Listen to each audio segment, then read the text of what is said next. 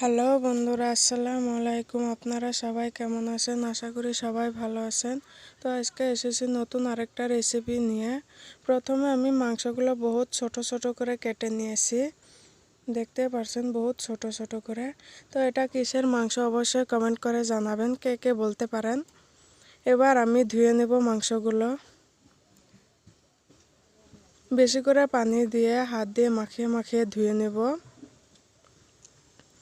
আমি 4বার ধুয়ে নেব।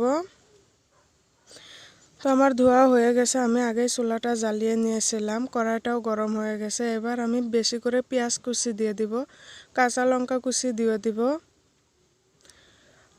রসুন কুচি দিয়ে দিব, বেশি করে তেল দিয়ে দিব। বেশি করে তেল দিব, মাংসটা মজে যাবে সেই জন্য।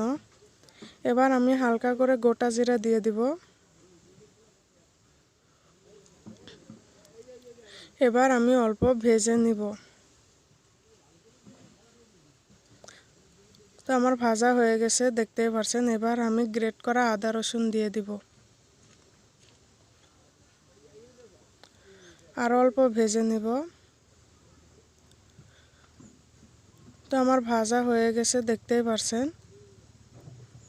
এবার আমি অল্প পানি দিয়ে দিব।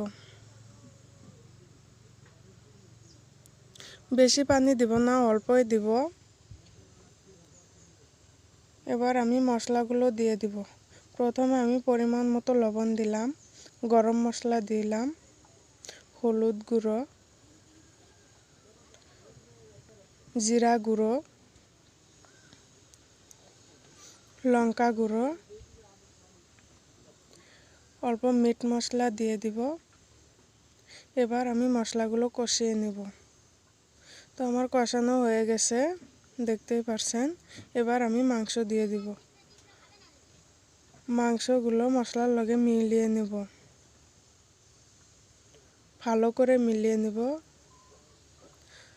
তো এবার আমি ঢেকে দিব, অল্প কষিয়ে নেব। তো আমার কষানো হয়ে গেছে।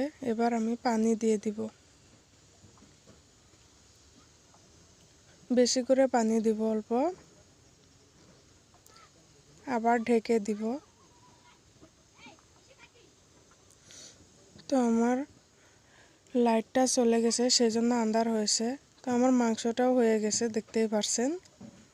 এবার আমি নামিয়ে নিব।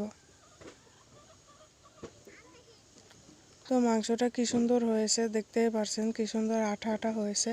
আমার রেসিপিটা কেমন লাগলো অবশ্যই কমেন্ট করে জানাবেন। যদি ভালো লাগে সাবস্ক্রাইব করে দিবেন। আল্লাহ হাফিজ।